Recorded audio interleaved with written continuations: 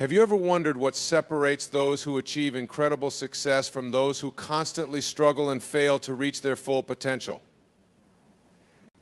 I've spent decades studying the habits and mindsets of the world's most accomplished individuals, from visionary entrepreneurs to groundbreaking artists to pioneering scientists. And I've discovered that while their paths to success have been diverse, they all share one crucial trait in common. They understand that there are three things in life that must remain private at any cost.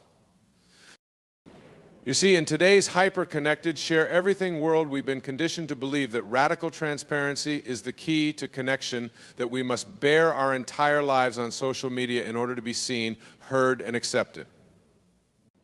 But the truth is, oversharing our lives for public consumption is one of the quickest paths to mediocrity and stagnation. The most extraordinary among us, those who leave an indelible mark on the world, are incredibly selective and intentional about what they choose to share and what they keep hidden. So what are these three critical things that the ultra-successful always hold close to the vest? The first is their deepest fears and insecurities. We all have them, those nagging doubts and anxieties that keep us up at night, that voice in our head telling us we're not good enough, smart enough, or capable enough to achieve our dreams. But those who reach the pinnacle of success have learned to face these fears in private. They don't advertise them to the world or wallow in self-pity. Instead, they use their fears as fuel, as a motivator to prove the doubters wrong and push past their perceived limitations. Think about it. Have you ever heard Oprah discussing her deepest insecurities in an interview? Has Elon Musk ever tweeted about waking up in a cold sweat, paralyzed by anxiety about failing? Of course not. The greats know that giving voice and validity to your fears is like pouring Miracle-Gro on weeds. The more attention you give them, the more they'll suffocate your potential. They feel the fear, acknowledge it, and then get to work in the quiet of their own minds and hearts. The second thing the incredibly successful keep private is their true opinion of others.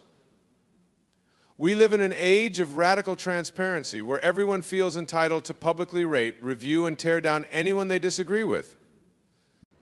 But those who achieve greatness understand the power of restraint, of keeping their judgments close to the vest. They know that speaking ill of others, even if justified, rarely serves them in the long run. It drains their energy, distracts their focus, and ultimately reflects more on them than on the object of their criticism. As the incomparable Michelle Obama once said, "When they go low, we go high." The titans of success understand that rising above pettiness and negativity isn't just good karma, it's a master key to accomplishment. They don't get mired in tit-for-tat squabbles or Twitter feuds. They keep their head down, their integrity intact, and let their work speak for itself. They understand that success is the sweetest revenge. The final thing the most successful keep private is, ironically, their success itself. Of course, their accomplishments may be public knowledge, reported in the press, or celebrated at swanky galas. But you'll rarely see them gloating about their triumphs, humble bragging on Instagram, or rubbing their prosperity in the face of others. The truly successful understand that discretion is the better part of valor, that needing to showboat your achievements is a sign of insecurity, not confidence. They know that nothing turns people off faster than a braggart, someone constantly tooting their own horn and desperate for validation. Secure in themselves and their abilities, the wildly successful let their reputation precede them. They don't need to be the loudest or flashiest person in the room. They command respect through the sheer force of their presence and the weight of their results. So let's recap. If you want to join the ranks of the extraordinarily accomplished, the three things you must always keep private are your deepest fears, your unfiltered opinions of others, and the true extent of your success. Easier said than done. I know we're hardwired for connection, for sharing our authentic selves, but like with most things in life, it's about balance, discernment, and delayed gratification. Instead of indiscriminately broadcasting your fears to anyone who will listen, share them selectively with a trusted mentor or confidante who can help you reframe and overcome them. When you're tempted to publicly eviscerate a competitor or naysayer, vent in private and then channel that energy into your craft, using it as motivation to be the best. And while it's wonderful to celebrate your wins and milestones, do so with humility, grace, and a focus on the team and supporters who helped you get there. Now, you may be thinking, what about transparency? What about the power of vulnerability and authenticity that so many thought leaders champion? Here's the key nuance: being selectively transparent, vulnerable, and authentic with the right people in the right context is what fosters deep connection and trust. Blindly broadcasting every opinion, fear, and win for the masses dilutes your message, diminishes your credibility, and ultimately makes you forgettable. The most iconic and impactful leaders, the ones who have revolutionized industries, uplifted humanity, and left a legacy that endures, understand this distinction. They're not closed off or inauthentic, quite the opposite. They form genuine connections and inspire fierce loyalty, but they do so judiciously with clear boundaries and intentionality. They know, as the great Maya Angelou taught us, that people will forget what you said and did, but they'll never forget how you made them feel. When you selectively share your truth with those who've earned the right to hear it, when you're generous with your knowledge but protective of your energy, when you celebrate others more than you celebrate yourself, you create an emotional resonance that lasts. You become the kind of leader, creator, and friend that people want to support, champion, and emulate. So as you navigate your own path to success, remember the power of restraint, of holding certain things sacred and close to your heart. In a world that often rewards the loudest and flashiest, dare to be different. Dare to be discerning. Dare to keep your fears, your judgments, and your wins private. Because as the incomparable Audrey Hepburn once said, elegance is the only beauty that never fades, and I would argue that the same holds true for success. When you carry yourself with elegance, when you're intentional and purposeful with what you share and what you hold back, you create an aura of mystery, of depth, of substance that sets you apart.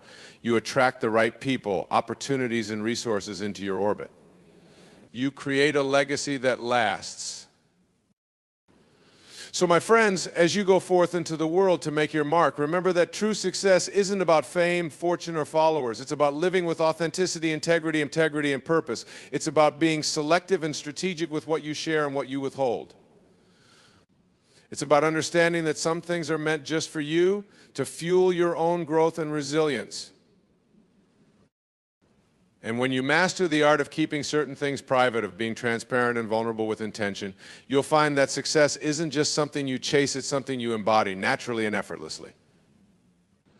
You'll radiate a quiet confidence, a magnetic presence that draws others to you and inspires them to greatness.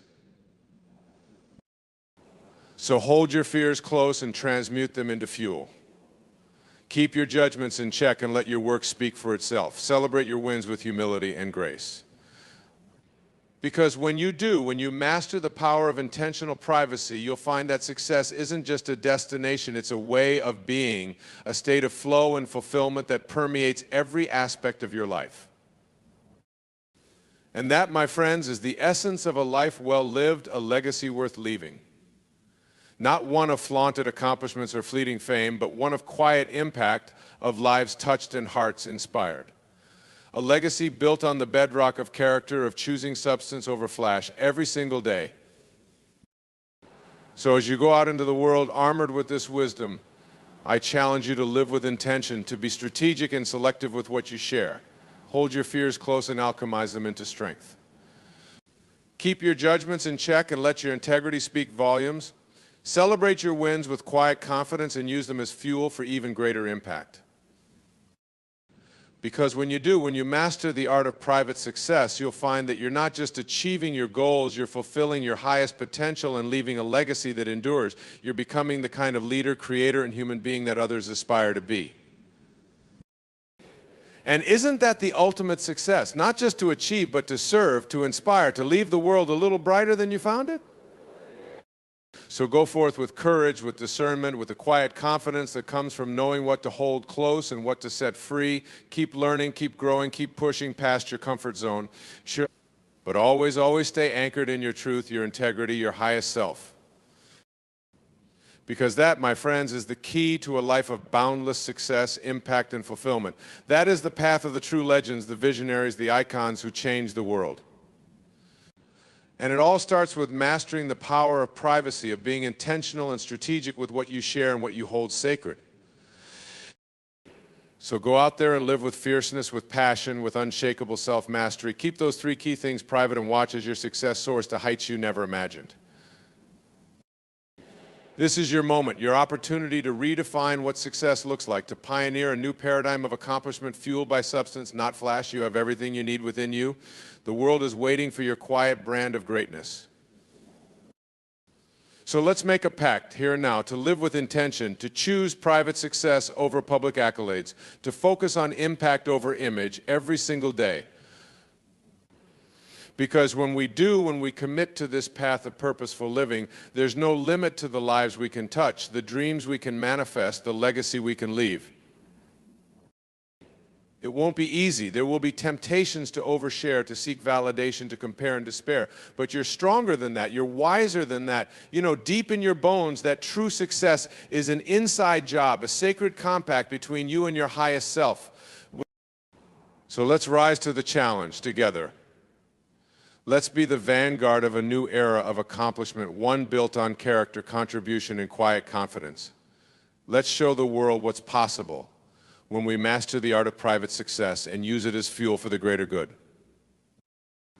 This is our time, our chance to rewrite the rules and leave a legacy that inspires generations. It all starts with three simple commitments: to embrace our fears, to hold our judgments, and to celebrate our wins with humble grace. To be strategic and intentional with every share, every post, every interaction. Because in the end, the true measure of our success isn't what we achieve, it's who we become and what we contribute along the way. It's the lives we touch, the problems we solve, the love we give and receive. It's the quiet satisfaction of knowing we stayed true to ourselves and used our gifts to make a difference. So let's make that difference starting now. Let's be the leaders, the creators, the change makers who redefine success for a new era. Let's live with intention, purpose, and unshakable, integrable integrity. Let's keep our fears, our judgments, and our wins private, and let our character speak for itself. Because when we commit to this path of private success and public service, there's no dream too big, no challenge too daunting, no impact too profound. We'll unleash a ripple effect of positive change that touches every corner of the globe. So let's do this. Let's be the pioneers of a new paradigm, the quiet champions of a better world. Let's show everyone what's possible when success is fueled by substance, not flash. This is our moment, our invitation to greatness. Let's answer the call with courage, with grace, with the unshakable conviction that our best days are yet to come. The world is waiting for your unique brand of genius, your heart-centered leadership, your quiet rebellion against the status quo. So let's give it to them with everything we've got. Let's love and lead with the radiant power of private success. Our legacy starts now. Let's make it one for the ages. Let's dive deeper into each of these three pillars of private success and explore how we can apply them in our daily lives for maximum impact. First, let's talk about embracing our fears. We all have them, those nagging doubts and insecurities that hold us back from our full potential. But what if we saw our fears not as obstacles, but as opportunities? What if we use them as fuel for our growth and resilience? Here's the thing, our fears often stem from a place of self-protection. They're our mind's way of keeping us safe, of avoiding potential pain or failure.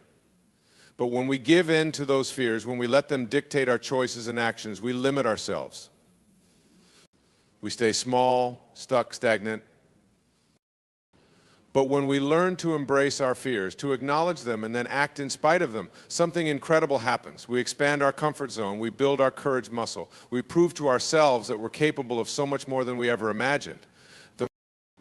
So how do we do this? How do we learn to dance with our fears instead of running from them?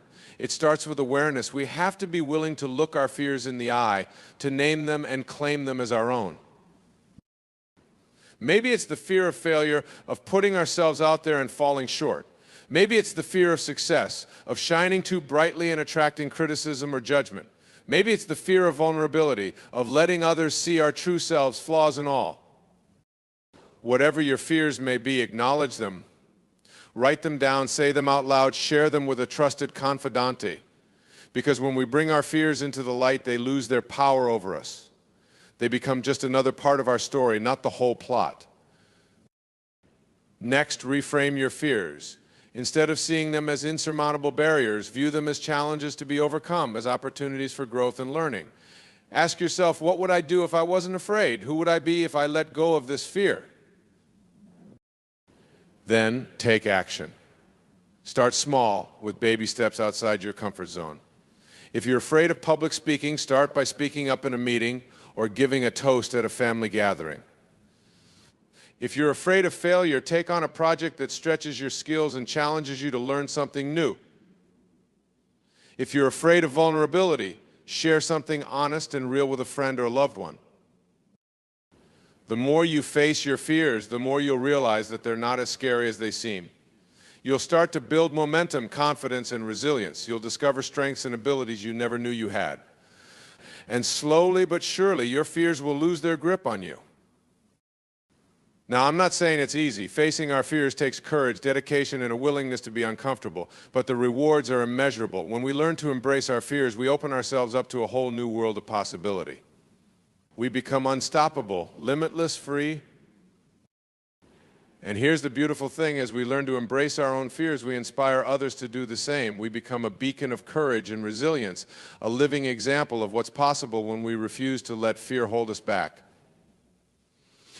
We create a ripple effect of bravery and boldness that touches everyone around us. So let's make a commitment right here and now to start embracing our fears, to acknowledge them, reframe them, and act in spite of them, to use them as fuel for our growth and our greatness. It won't be easy, but it will be worth it. Because on the other side of fear lies a life of boundless possibility, of unshakable confidence, of true freedom and fulfillment. And that, my friends, is a life worth fighting for. Now, let's talk about the second pillar of private success: holding our judgments. In a world that's quick to criticize and condemn, it's easy to fall into the trap of judging others. We see someone making a choice we disagree with or expressing an opinion that ruffles our feathers, and we feel the urge to lash out, to put them in their place, to prove them wrong. But here's the thing: when we judge others, we're really just judging ourselves. We're projecting our own fears, insecurities, and limitations onto someone else. We're using them as a mirror to reflect back the parts of ourselves we don't want to face. And the more we judge, the more we close ourselves off from connection, compassion, and growth. We create an us vs them mentality that divides and polarizes rather than unites and uplifts. We get so caught up in being right that we forget to be kind, to be curious, to be open to new perspectives. But when we learn to hold our judgments, to keep them in check and approach others with empathy and understanding, something amazing happens. We create space for dialogue, for learning, for expansion. We open ourselves up to new ideas, new experiences, new ways of seeing the world. And we realize that everyone is fighting their own battles, facing their own fears and challenges. We recognize the common humanity in each other, the shared struggles and triumphs that bind us all together. So how do we learn to hold our judgments? Again, it starts with awareness. Notice when you feel the urge to criticize or condemn someone else. What emotions are driving that urge? Is it fear, insecurity, defensiveness? Is it a need to be right, to feel superior, to protect your own ego? Once you've identified the root of your judgment, take a step back, breathe. Remind yourself that everyone is on their own journey, doing the best they can with what they have. Choose to approach the situation with curiosity and compassion rather than criticism and condemnation. Ask yourself, what can I learn from this person or situation? How can I use this as an opportunity for growth and understanding? Seek to find common ground, to build bridges rather than walls.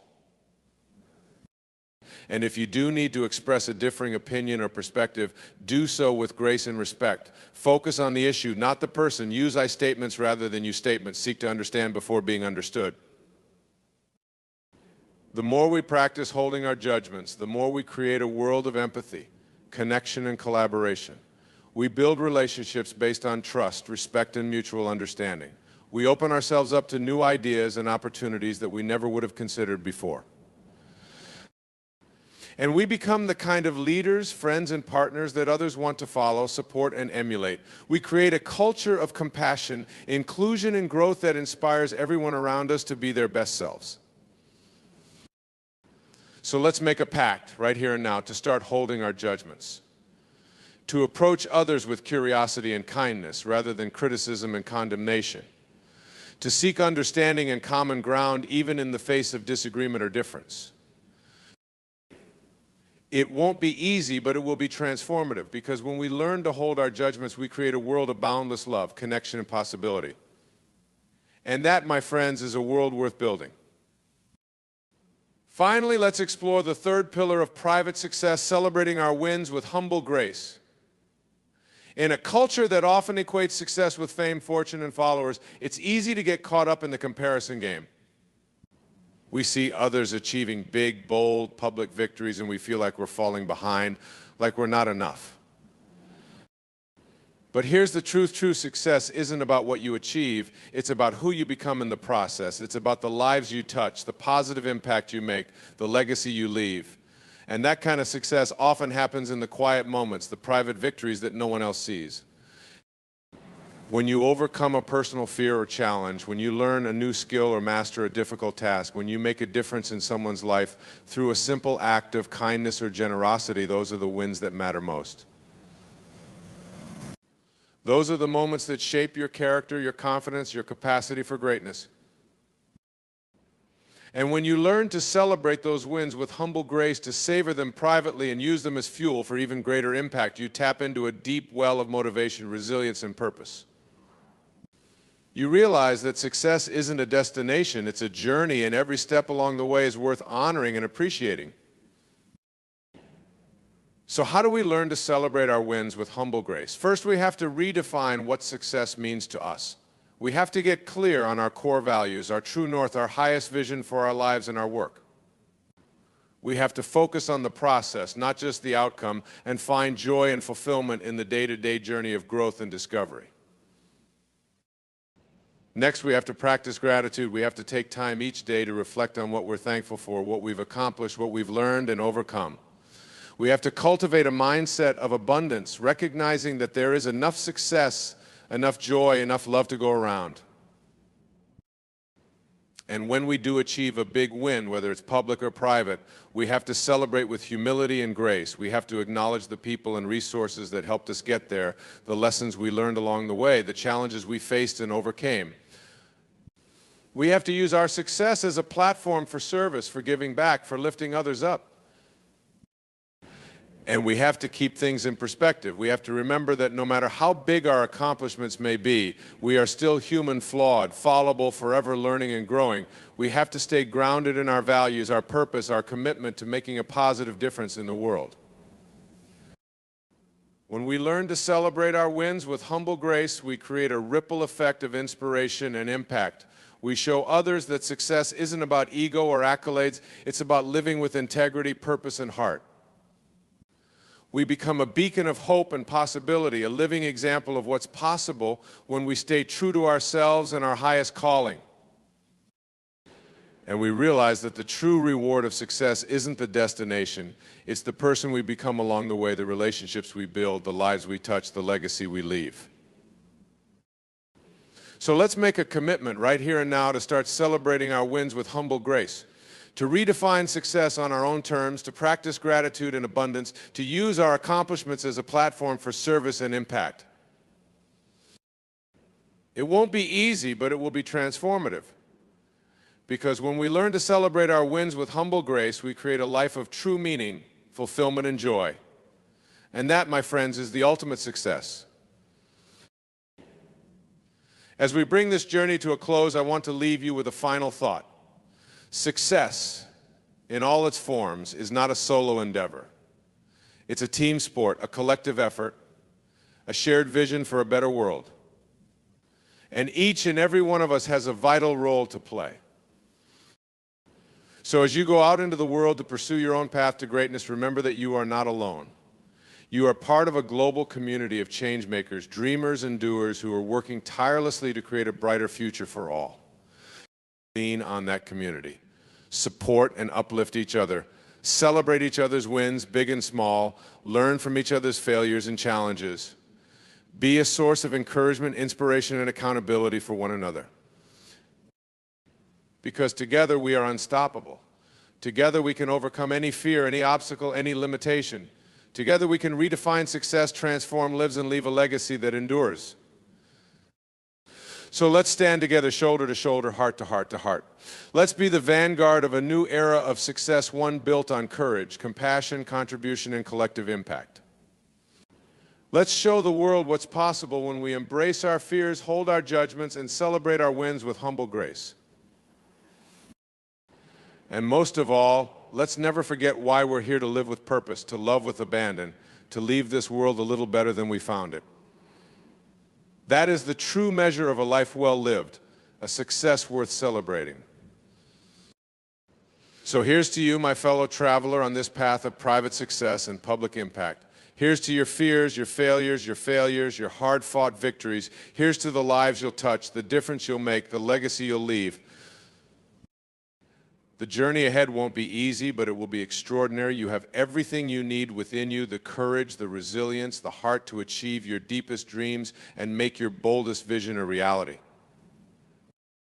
So go out there and live with passion, with purpose, with unbridled joy. Embrace your fears, hold your judgments, celebrate your wins, and know that with every step, every stumble, every triumph, you are paving the way for a brighter tomorrow for yourself, for others, for the world. Your moment is now. Your success is waiting. Your legacy starts today. Let's go out there and create it together. And so, my friends, we come to the end of our journey together. But in truth, it's just the beginning of a new chapter, a new adventure, a new opportunity to create the life and the world of your dreams. As you step out into that world, armed with the wisdom and the tools of private success, know that you are not alone. Know that you are part of a rising tide of change makers, visionaries, and leaders who are redefining what it means to succeed, to thrive, to make a difference. Know that your fears, your failures, your flaws are not weaknesses. They are the very things that make you human, that connect you to others, that give you the strength and the resilience to keep pushing forward no matter what. Know that your judgments, your criticisms, your doubts are not truths. They are simply stories, perceptions, fleeting thoughts that you can choose to release, to reframe, to replace with something more empowering, more expansive, more true. Know that your wins, your accomplishments, your triumphs are not badges of honor to be hoarded or flaunted. They are gifts to be shared, to be leveraged, to be used as a force for good in the world. And most of all, know that your success, your happiness, your fulfillment are not destinations to be reached or goals to be achieved. They are choices to be made moment by moment, day by day, in the quiet corners of your heart and the bold actions of your life. So choose, my friends. Choose to embrace your fears and use them as fuel for your greatness. Choose to hold your judgments and lead with compassion and understanding. Choose to celebrate your wins with humble grace and use them as a platform for service and impact. Choose to live with intention, with integrity, with unshakable purpose. Choose to love with abandon, to give with generosity, to serve with selflessness. Choose to be the change you wish to see in the world, to leave a legacy that inspires generations to come. The path ahead may be uncertain, the challenges may be great, but your potential is limitless. Your capacity for growth, for resilience, for impact knows no bounds. You have within you the power to shape your destiny, to create a life and a world beyond your wildest dreams. So let that power guide you, let it fuel you. Let it be the light that illuminates your path and the fire that ignites your soul. Let it be the source of your courage, your compassion, your unwavering commitment to a better tomorrow. And as you go out into the world to make your mark, know that you are never alone. Know that you are part of a global community of trailblazers and change makers who are working tirelessly to create a brighter future for all. Lean on that community, learn from them, grow with them, celebrate with them, be a source of strength, support, and inspiration for one another, because together we are unstoppable. Together we can overcome any obstacle, achieve any dream, create any reality we can imagine. So let's imagine it, my friends.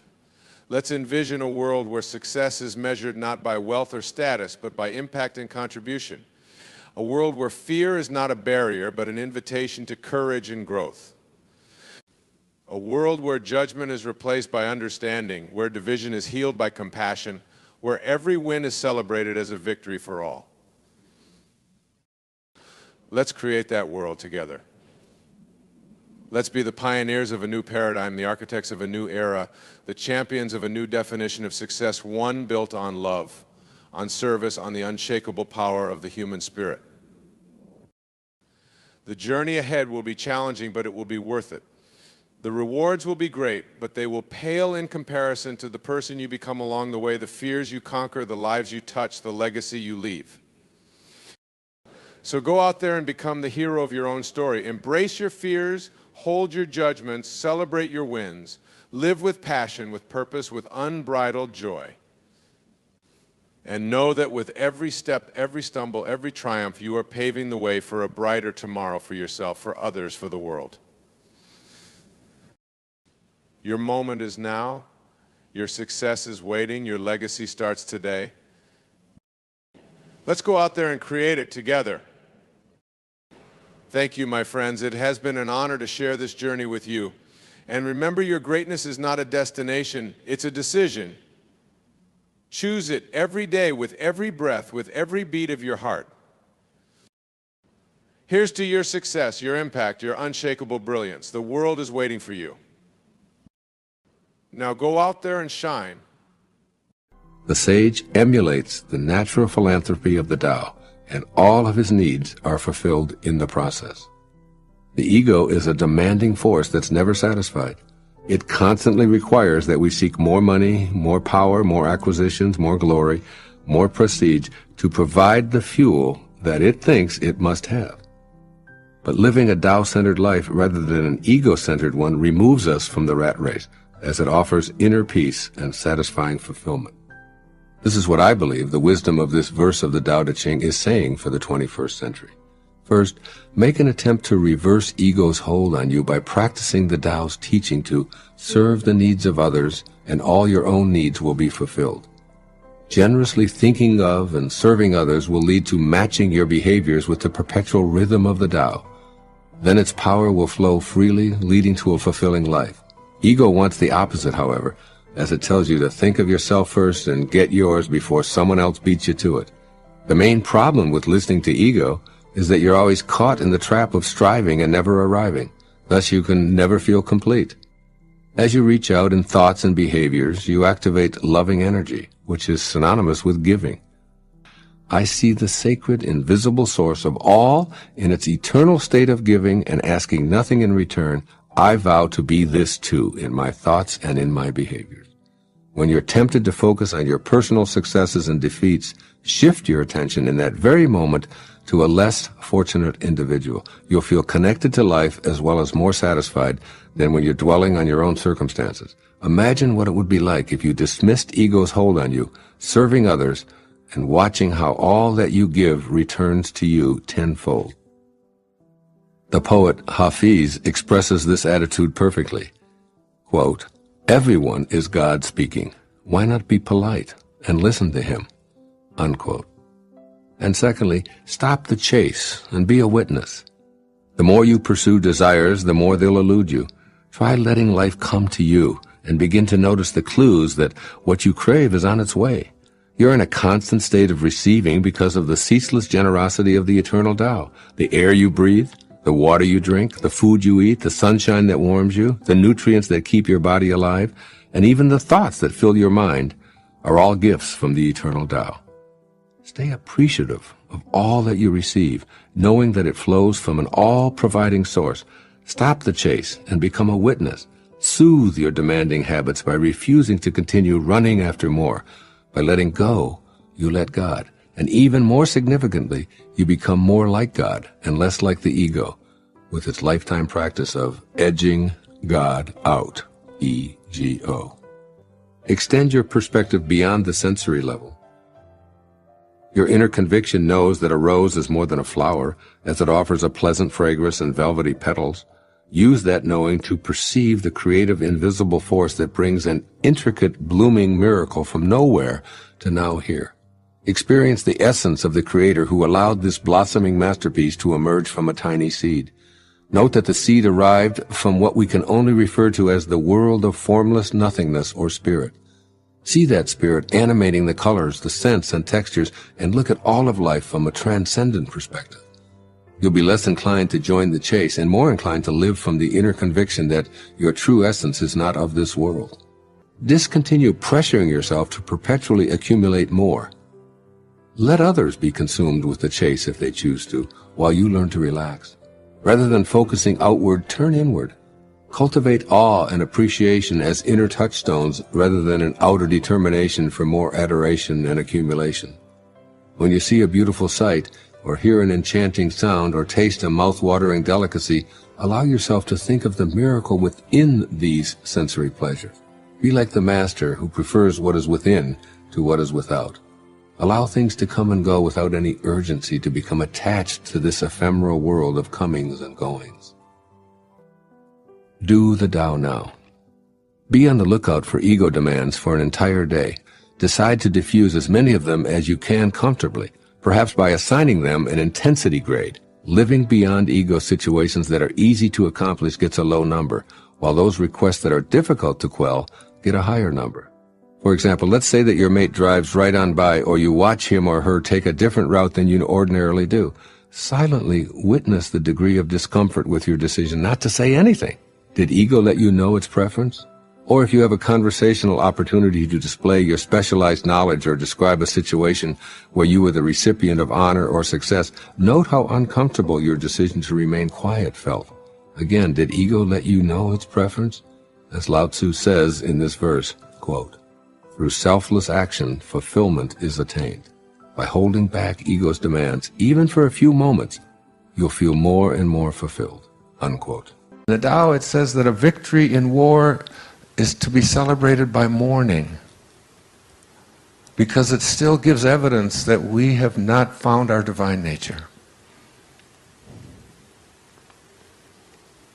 If you love those who love you, what virtue lies in that? Even the morally weak love those who love them. And if you're good to those who are good to you, what virtue lies in that? Even the morally weak do that. Love your enemies.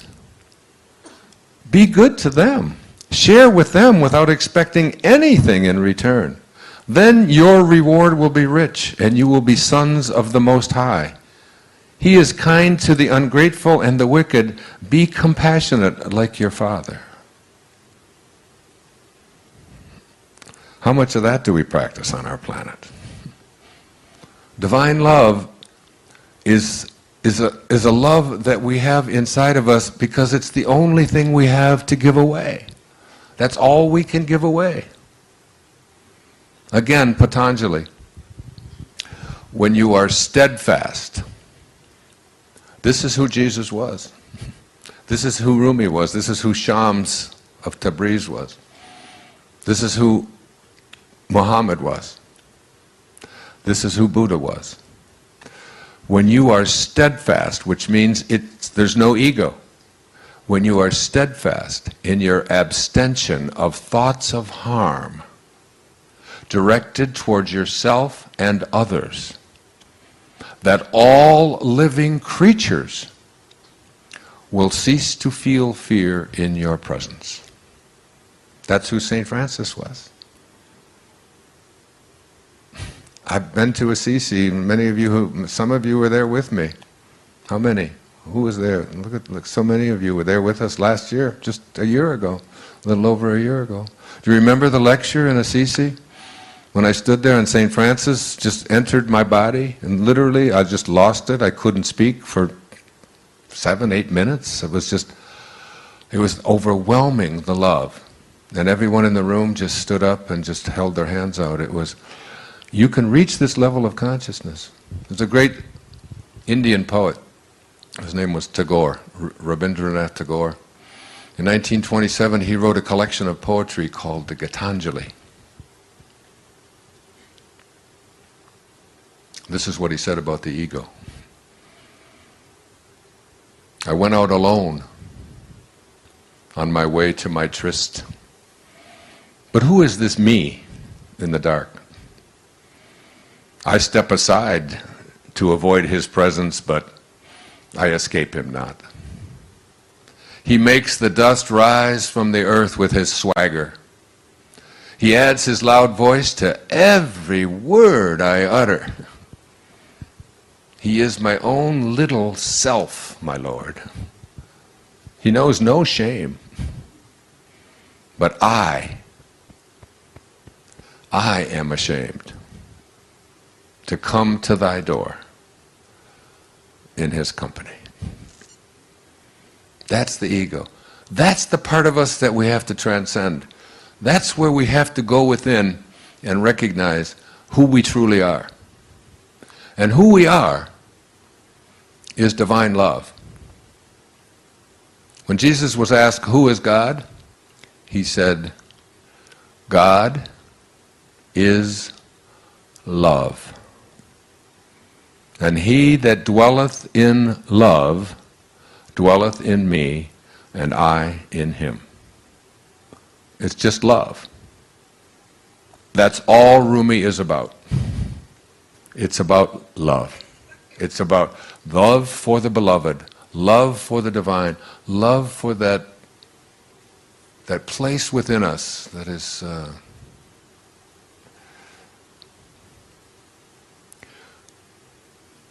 is our excitement. It is our God. It's what God is. Whatever excites you is the part of you that is saying, this is my Dharma, this is what I'm here for. And you know what it's always about?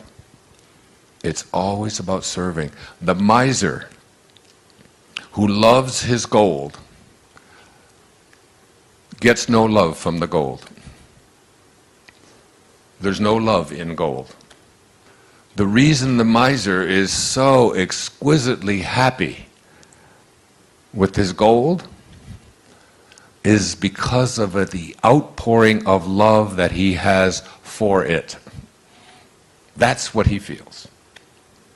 When you feel so good about your Mercedes, or you feel so good about this ship, or you feel so good about your great paintings, as I read to you at the beginning of today, the Chinese versus the Byzantines. When you feel so great about these great accomplishments and all that you have, and all that you own, and all that you've defeated, and all the wins that you've had, it's nothing to do with any of that stuff external to you. It's the outpouring of love that you are giving to it.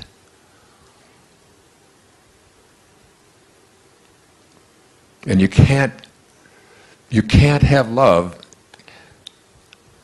in your life, and you can't give it away unless that's what you have inside. Verse 40 of the Tao says, it's all about returning. It's all about returning. Returning to what? Returning to the place from which you originated. The first 9 months of your life, you lived inside of your mother's womb in water. And during those whole 9 months, nobody could get in there and mess around with you. Nobody could get in there and get you to worry about anything. You didn't have sonograms that you'd look at and say, my God, I don't have a nose yet. What the hell's going on? I sure hope I get a nose. And you got into nose therapy and you worry about it. Oh, what if it doesn't happen? You don't do that. And all of a sudden, perfectly, it all unfolds in exactly the way it's going to unfold, independent of your opinion about it. You're not doing anything. Nothing is left undone. You're being done. You're being completed. And you were totally, completely at peace with it. You were surrendered to it. You allowed it. It wasn't a struggle. It wasn't... And then you popped out of there. And then you said, thank you, God. Thank you, Tao. Thank you, Source. We'll take over from here. And that was the biggest mistake. All of a sudden, you took over. And you edged God out. E-G-O.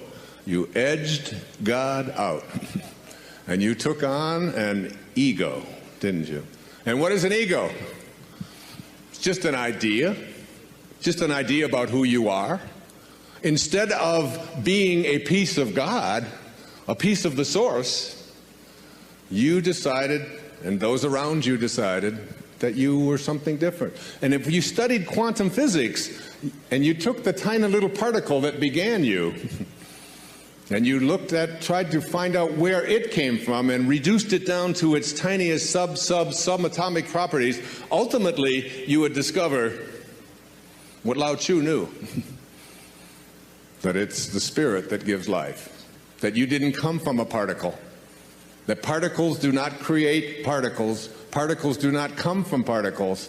Originally, all particles come from an energy, a field of energy that has no beginnings and no ends and no boundaries. And that's who you are. And returning back to that and letting go of the idea that who you are is what you have, and who you are is who you control.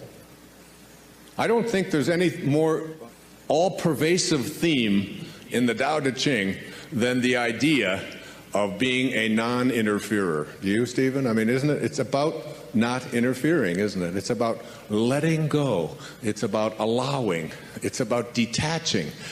And I watch, and I've become much more of an observer, even on airplanes. I was in London 5 days ago. And I don't know if you've flown in and out of Heathrow lately, but things have really changed. You know, we couldn't take anything on the plane. The terrorists, whoever they are selling fear, and we respond with more fear. Every time you use force, you create a counterforce, and then another counterforce, and before you know, and the Tao teaches us all. I mean, one of the great lessons in the Tao is that any country that has its primary resources and its energy placed on building weapons is not of the Tao. And those countries that have their consciousness located in the Tao put their energy into tractors and building homes and growing food, not building weapons. I saw a movie not too long ago with Nicolas Cage about warlords or something, the Lords of War, I think it was something like that. One of those alarming things about how much energy we are in the world creating, energy to destroy ourselves, that we have literally created from our consciousness enough weaponry on this planet to eliminate all life within just a few moments. It's all there. It's all there for us. We've allowed ourselves to move so far away from the great teachings of the great spiritual masters, and we believe that we're a Christian nation or that we're a spiritual nation when we find ourselves having moved away from these simple principles and then getting upset with other people because we can have these kind of weapons but they can't, and we don't look hard enough at ourselves and all the ways that we have deflected ourselves from the greatest teachings of all of the great spiritual masters. That those who understand the way understand that we show up here from a invisible source, and our whole objective in being here is to return to it. It's a return trip. And constantly I call this the state of God realization. That it's within each and every one of us. If we decide that we're going to make this return trip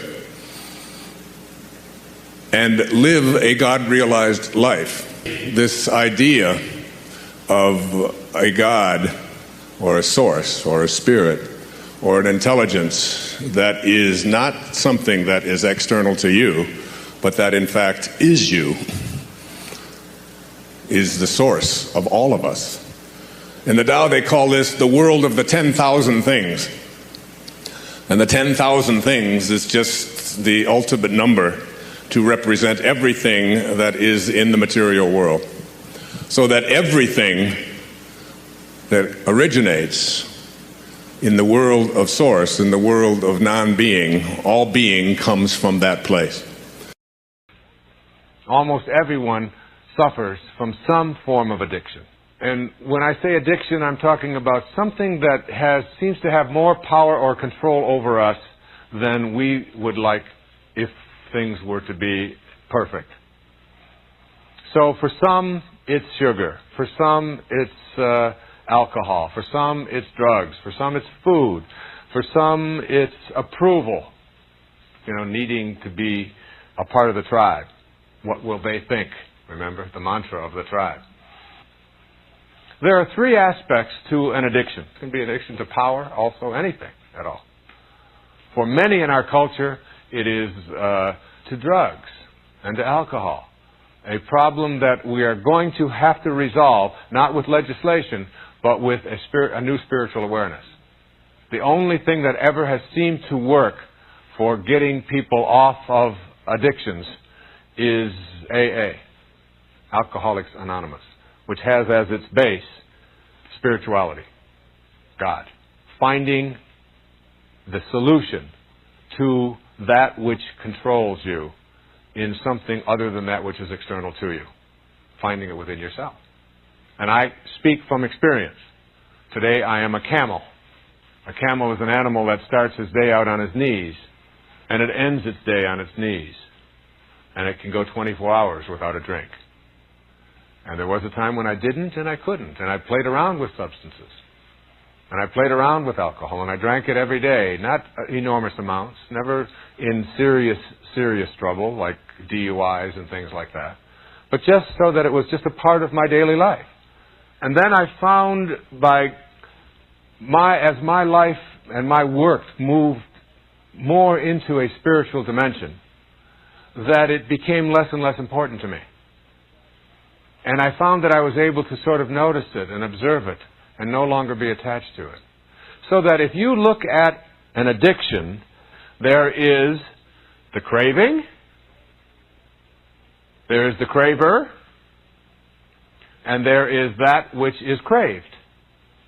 And all of those are on the right-hand side of the room. The craver is the person, the body. The craving is the thought, the image. I want that, I need that, I must have that. It's different from the craver. And that which is craved, which is external to me. The cocaine, the marijuana, the drugs, the sugar, the hot fudge sundae, the whatever it is. And it's all in the physical domain. And as long as you stay here in the physical domain and try to deal with it and get rid of it in your life, you are still trapped because you haven't gone to your source. The source is the way you transcend the duality of the physical plane. And so, when you go to your source and become your source and now become the witness and observe that and just notice it and just put your attention on it and just watch it with love, which I'll be talking about in the next principle, and just observe it from a perspective of, I am connected to that, it is me, I have become it, and I can also transcend it and go beyond it by just putting my attention on a new aspect of myself, which is pure. And so from the position of the source, or the sorcerer, you just watch it, and it's not you. You're free from it. You are just noticing, oh, there goes Wayne again. Going to have another beer. And he thinks he really must have this and all. But from the perspective of the witness, of the observer over here, you are pure love. Because that's what God is. That's what the higher part of you is. Just pure unconditional love. And you direct that energy to that aspect of you which has allowed itself to be addicted. And it disappears. When I left those things behind many, many years ago in my life, it was as a result of saying and hearing a voice. And the voice said, you've tried everything else. Now try me. And when I went there and truly went there, and then began my manifestation meditation on that, it was gone. And now today, I can look at those things that I used to crave, those cravings. I can look at the craver and all that is craved, and I can laugh at it. When Siddhartha, who was Buddha as a young man, was going through his experiences of learning about enlightenment as a young man. He was fasting for a great period of time. And his friend's name was Govinda. And Govinda and Siddhartha traveled all over the countryside. Siddhartha had been a prince, and he had never known anything about suffering. And he left when he found out that there was such a thing as suffering out there in the world. And he wanted to find out how to transcend suffering, how to go beyond it. And when he was fasting and had been fasting for some 50 days, and his friend Govinda looked at him and he said, Siddhartha, he said, what good is fasting? And Siddhartha looked back at him and said, Govinda, I can laugh at hunger. Do you know how profound a statement that is? I can laugh at hunger. What he was saying is, there is that which is hungry. There is hunger, but the I that is God, the I that is connected to the divine, perfect, loving source, can look at that and laugh at it. I am no longer that.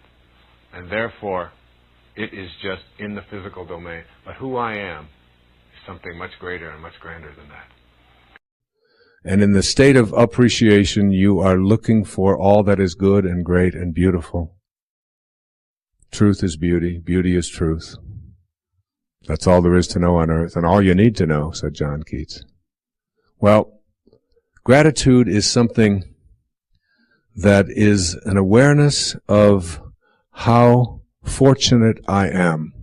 That virtually everything that shows up in my life has been a blessing. Virtually everything. All of the struggles, whether it's in, addictions, or whether it's in living in foster homes and being abandoned, whether it's my wife and I separating, and the pain of that, whatever it might be. A dear friend of mine was Elizabeth Kubler-Ross. She passed away a few years back, and she was the one who wrote so much about death and dying. She had a wonderful and important message for us. She said, if you shield the mountain from the windstorms, you'll never see the beauty of the carvings. And the beauty of the carvings comes from being able to be in a state of gratitude for the storms that show up in our life just as much as the things that we would like to have show up in our life. You can stop feeling sorry for yourself. You can stop the self-pity because it's happening you've got to trust, you've got to surrender, you've got to know that what's coming your way has a purpose in it, has a lesson in it, that there's order in chaos. And underneath that chaos, you've got to look for that order and look for that blessing. You have to start retraining your subconscious mind. And your subconscious mind, it responds to what it is that you suggest to it.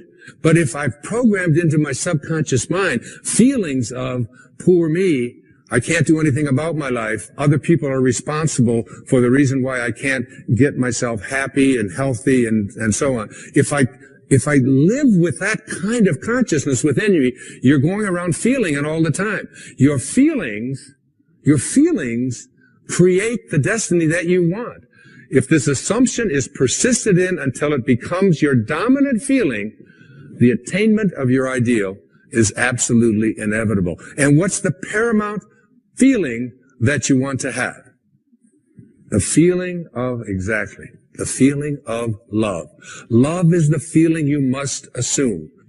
And someone handed me something here the other day. It's called As the World Turns, and someone took it off of the computer. If you have food in the refrigerator, clothes on your back, a roof overhead, and a place to sleep, you're richer than 75% of the world. Just that. Doesn't that call for some gratitude? If you woke up this morning with more health than illness, you are more blessed than the million who will not survive this week because of illness. If you have money in your bank, any money in the bank, or even in your wallet, and spare change in a dish someplace in your life, you are among the top 8% of the world's wealthy. 92% of the people don't have that. If you can attend a church meeting without fear, that is, fear of arrest or torture or death, you are more blessed than 3 billion people in the world. And if you've never experienced the danger of battle or the loneliness of imprisonment or the agony of torture or the pangs of starvation, you're ahead of 500 million people in the world today. If your parents are still alive or still married, you are very rare, even in the United States.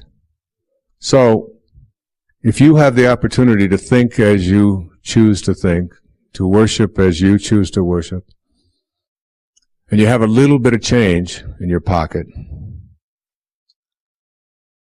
and you've got your health, and you've got someone that cares about you, then you have an awful lot to be grateful for. And treasuring our divinity means being in a constant state of appreciation, looking for occasions to be joyful, to be happy, to be in a state of gratitude. Every time I find a penny, or a nickel or a dime on the street, anytime, I bend over, I pick it up, and I say, thank you, God, as a reminder of the abundance that flows into my life when I'm just walking and breathing. Treasuring your divinity doesn't mean not having respect for God. It means respecting the God that is always with you. All of us have these bags of manure that we carry around with us called our past, and the people who have done things to us, and the events and the circumstances, all of this stuff that we use and we bond to. And we bond ourselves to these wounds of our past, and we identify ourselves on the basis of these wounds. And every once in a while we set it down and we reach in there and we smear it all over ourselves. And then we wonder, why does my life smell so bad? I don't understand this. Mark Twain said that forgiveness is the fragrance that the violet sheds on the heel that has crushed it. And once I let go of that anger and that hatred and all of my attachment to the bonding that I had done with these wounds, and let go of that and cleared that out of my life, my writing began to take place at a much higher level. In fact, I wrote Erroneous Zones in a very, very short time after that. I began to get myself back in shape. I began to eat better. I began exercising, got my weight down, and the people that were supposed to come into my life, like my beautiful wife who sits here with me this evening, and all of our children, some of whom are here this evening, all of it was allowed to flow when I released that energy of negativity and blame and hatred. They say that you never die from a snake bite. It isn't the bite. And you can't be unbitten. It's in the wake. What kills you is the venom that continues to pour through you long after the bite has taken place. And that's something we have control over and we can't change. And I'd like to suggest that what happens is that many of us bond ourselves to these wounds of our past. If I were to cut my hand, just cut it, and watch it, my nature says, close up the wound. And I just have to watch it. And there's no doctor out there, there's no medicine out there that's going to heal that wound. There's a healing stream that I am connected to that will allow that wound to heal. So my nature says, close up the wounds. Don't bond to them, don't hang on to them, close them up. But supposing I say to myself, oh no you don't. There's no way I'm going to let you close up. You see, if I can keep you open, and I can go to you and say, look at this. Say, what happened? Well, look at this cut I've got. Oh, you poor thing. Look at that. It seems to be getting worse. It's getting infected. Isn't that terrible?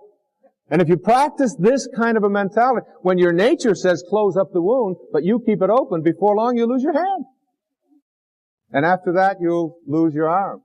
And the whole organism will be destroyed if you don't let your nature take over. And your nature also says, close up the wounds of your past. Close them up. Offering compassion to those who have harmed or disappointed you is not a case for being a victim. It is instead a way of saying, I understand, I care, I forgive, but I still do not like it, and I will not tolerate being treated this way or having you think it is acceptable. The difference is not needing to exact revenge or to prove one's superiority. With mercy in your heart, you will find yourself much less distracted and disheartened by the evil behaviors that you see and read about almost every day. You will be able to send the offenders love and not become obsessed with anger, hatred, and eventually the desire for revenge. Turn your most troublesome disturbances over to God. Simply say, "Dear God, I find it so extremely difficult to give mercy in this situation, and I'm turning it over to you completely. I know you will guide me in acting in the most merciful and humane way. This action will free you from your own immobilization and anger and help you to see the saint in the sinner who have just been exchanging notes with each other." Anything that divides us weakens us. Anything. You have moved away from source. And any thought that unites us, that includes us, that is of service, any thought of spirit and spirituality that brings us together as one and recognizes the truth that all of us have come from the same source and that we are all breathing the same air and that we all came from the same place. If you want to be in balance, then your habits have to start matching up with your desires in everything that you do. And it's just a simple matter of deciding to do it in all of your thoughts. Every place that you have any thought that is not aligned. Any place, any thought. So what we want to do is learn this thing that I call picturing. And to be able to picture what it is that we would like and then detach ourselves from the picture is something that our egos don't really take well to. In other words, if we have a picture, then the ego part of us says, yeah, okay, now I want it fulfilled. And what you have to do is remove fear and doubt from all of your pictures and come at these internal pictures with a knowing. And then you have to have an enthusiasm for these pictures showing up in your life with a detached view of whether or not they do or not. Again, a paradox. Enthusiasm is a word that if you look it up in the etymology of the word enthusiasm, it breaks down to entheos, which means the God, and asm means within. The enthusiasm literally translates to the God within. Why does the moment of your inspiration seem to be devoid of all of the ego-centered kinds of things about your self-absorption and your fears and your doubts and you're not having enough money and you got pains and you got all of these things? Why is that? Because the word inspire really comes from the concept of inspiration. To be inspired means to be in spirit. And when you are in spirit, you have transcended the physical side of you. And meditation puts you in spirit. It takes you out of the world of the physical and all of the ailments and all of the struggles and all of the fears and all of the doubts and all of the anxieties, and it puts you in spirit. And when you are in spirit on purpose, everything is working. Everything is working. When we get inspired, we know there's something else working.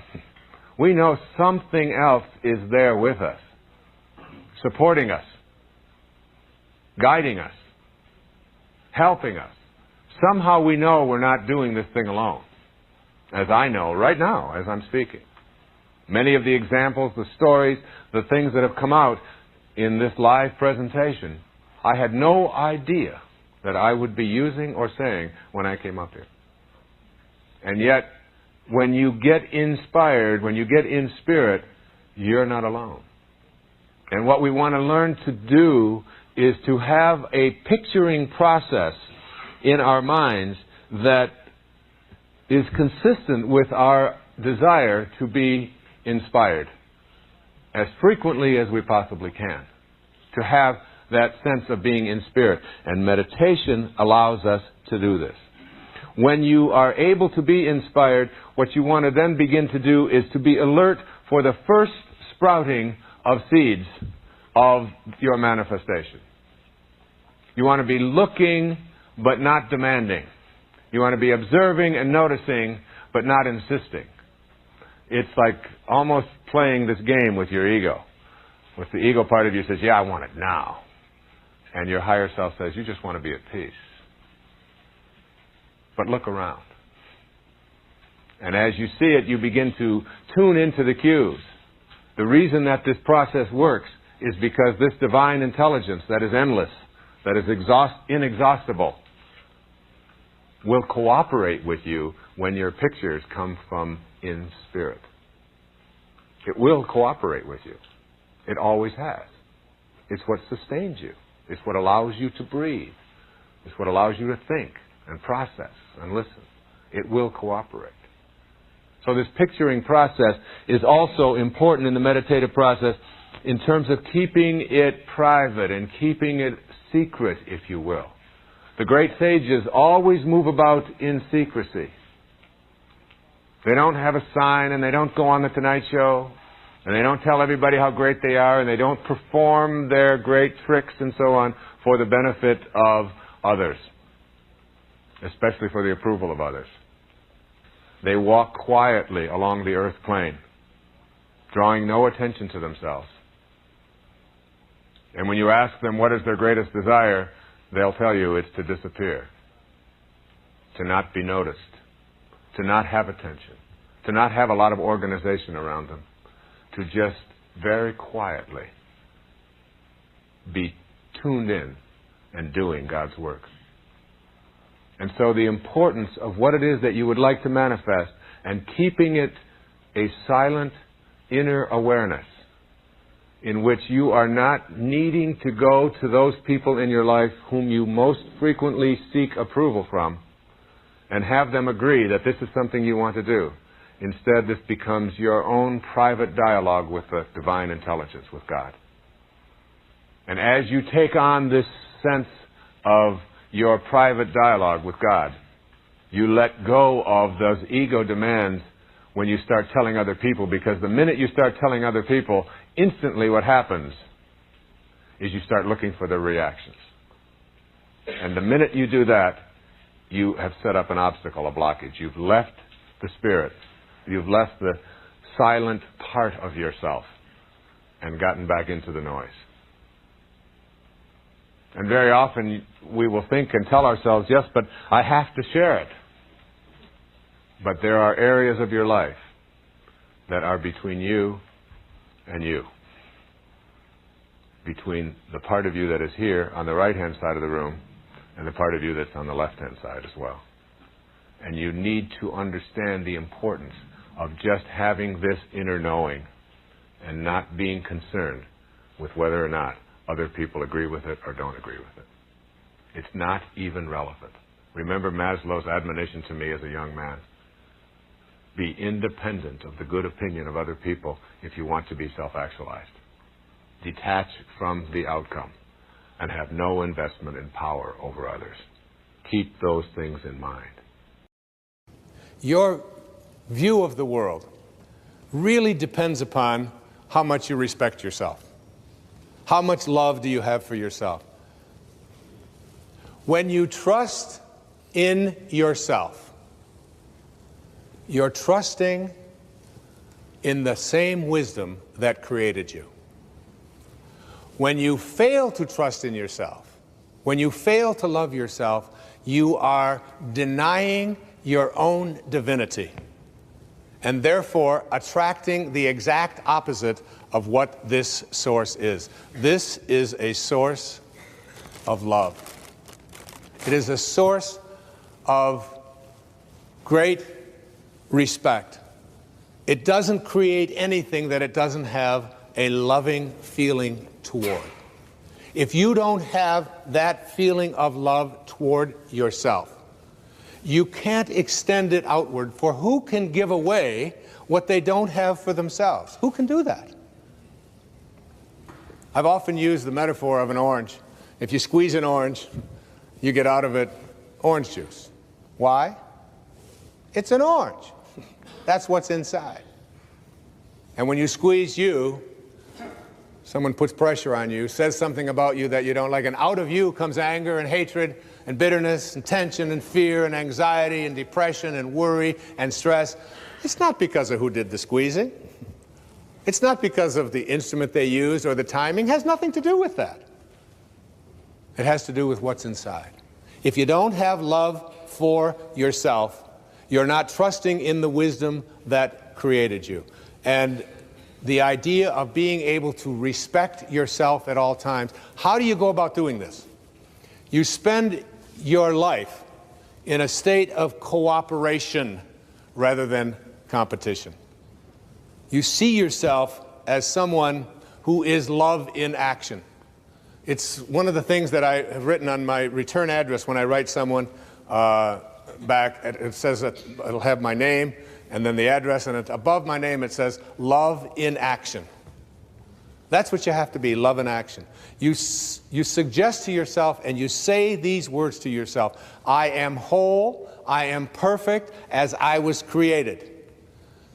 I am whole and I am perfect as I was created. And I came from a source that not only determined the shape of my eye and the shape of my body and the color of my skin and my height, but I came from a source that had a great idea about who I should be as well. And you sense that. And that cannot be fulfilled, it cannot be actualized, it cannot be created if you are not in a state of love. Match game. Match game. Are my thoughts in harmony with that source from which I emanated? Because, folks, when they are, the right people will show up. And the right events will transpire. And everything that you need in what Carl Jung called synchronicity, that there is almost like what happens when you are in a state of love and not having resistance to that, there is like a collaboration with fate. One of the most difficult things to do in the world is to admit that you were wrong. Admitting that you were wrong is nothing more than saying, I have been making choices with my mind that have created things in my life that are not working. And I no longer intend to continue making those choices. I was wrong. You don't have to make a declaration of it. You don't have to go out and feel guilty about it. You just simply say, it didn't work. The relationship that I was in before, I behaved in these ways. I didn't realize that it wasn't working for me. Now I do, and this is where I choose to be now. And all I can say to you, each and every one of you, about love and loving yourself is this: that true nobility is not about being better than anyone else. It's about being better than you used to be. It's about being better than you used to be. All I can say to you up here as I speak to you now at this age, that I'm not better than one person out there watching or one person here in this beautiful theater. But I know for certain that I'm better than I used to be in almost every, not in almost, in every single way that that can be measured. I know that. I know that as a human being, as a writer, as a father, as a grandfather, as whatever it is that I am in my life, I am better than I used to be.